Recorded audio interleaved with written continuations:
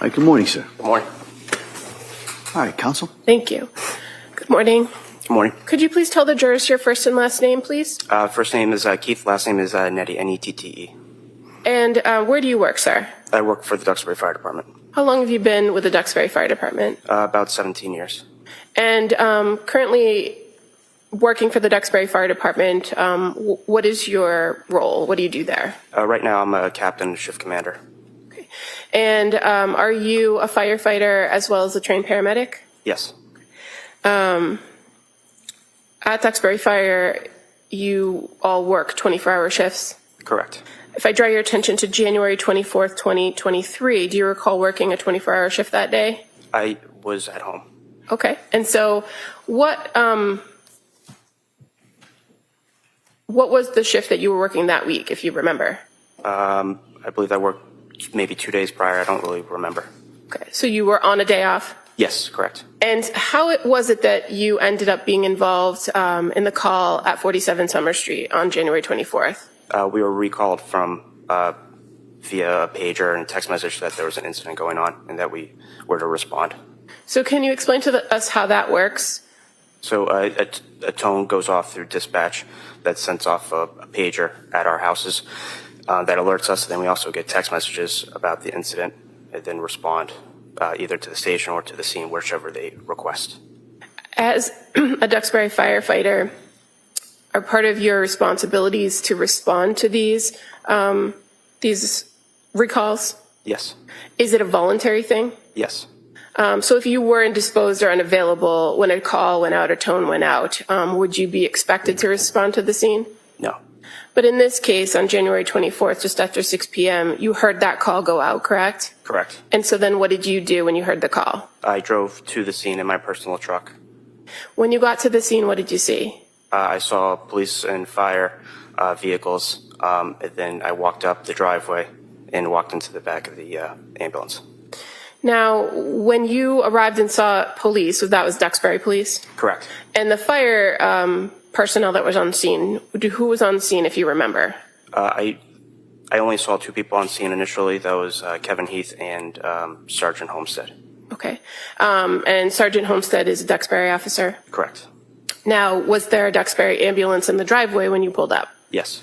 And before even getting past that ambulance, were you asked to assist? Yes. What did you see when you came to the back of that ambulance? I saw an officer, Sergeant Homestead, and Kevin Heath doing CPR on a child. Had you seen how the child ended up in the ambulance, or did you come after? I came after. Okay. Did you then help take over with treating that child in the back of the ambulance? Yes. What was your initial observation of the patient? What did he look like? Blue, white, non-responsive, not breathing, no pulse. And this particular patient, did you come to learn him to be the child named Dawson Clancy? Yes. And he was approximately 3 years old? Yes. What kind of treatment did you and the paramedic Heath offer to Dawson in the back of the ambulance? What did you do? We tried to start an IV, but then we also started an IO, which is kind of like an IV. Tried intubation, which is an advanced airway, medications, and continued CPR. So an IV, that's just putting a needle into somebody and trying to pump fluids in medicine, correct? Correct. Tell us what an IO is. An IO is interosseous, which is basically into the bone marrow on the lower leg. So what do you do to try to enter an IO? Usually we have a drill, but we had a manual one instead. So what do you do with the manual drill to enter the IO? You just twist, and then it goes into the bone. And what bone do you attempt to do this in? And were you able to enter that IO into Dawson? Yes. What is the purpose of the IO versus the IV? If the patient has difficult access, which pediatrics do. And in this circumstance, what kinds of medication were you trying to deliver through the IO to Dawson? Epinephrine. What's the purpose of epinephrine? Basically kind of just kind of helps to restart the heart. And at this point, he had no heart activity. Correct. You also mentioned attempts to intubate. Can you tell us what that means? So intubation is an advanced airway where you put a tube into the airway to secure it to deliver high flow oxygen. Were you able to intubate Dawson? Yes, Kevin Heath did. And what do you do when you enter the tool to intubate? You go into the mouth and you do a motion of pulling up to see the vocal cords so you can pass the tube through. And what do you attach to the tube to try to increase breath? Oxygen and BVM, which is basically you're squeezing a bag. So BVM would stand for bag valve mask? Correct. While you were treating Dawson and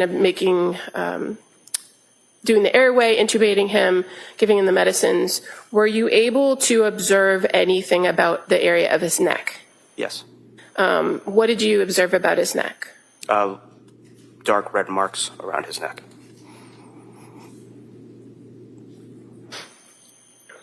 Now, all of this is happening while you are in the back of the ambulance with firefighter Heath, correct? Correct. And do you recall another Duxbury officer being present, Dan Doherty? Yes. Eventually, was that ambulance then sent to the local hospital? Yes. Which hospital did you guys go to? BI Plymouth. On the ride to the hospital, did you ever get a pulse for Dawson? No. Were you ever able to resume breathing using that method with the bag valve mask? No. The efforts to give him the medication, the epinephrine, did it ever do anything to start his heart? No. When you arrived at the Beth Israel Hospital emergency department, tell us how you transferred the care of the patient. We wheeled the stretcher in. We went into the first room, which is trauma 1 and trauma 2. We moved the patient over to their bed and then transferred care. While you were at the emergency department at Beth Israel, did you see another child from that same home come in? I did. And what department brought them in? What fire department? Marshfield. Did you do anything to assist Marshfield when they came through the emergency department? I assisted in compressions when they were getting the child out of the ambulance. And is that something that is ongoing during when you're trying to transfer care to the emergency staff? Yes.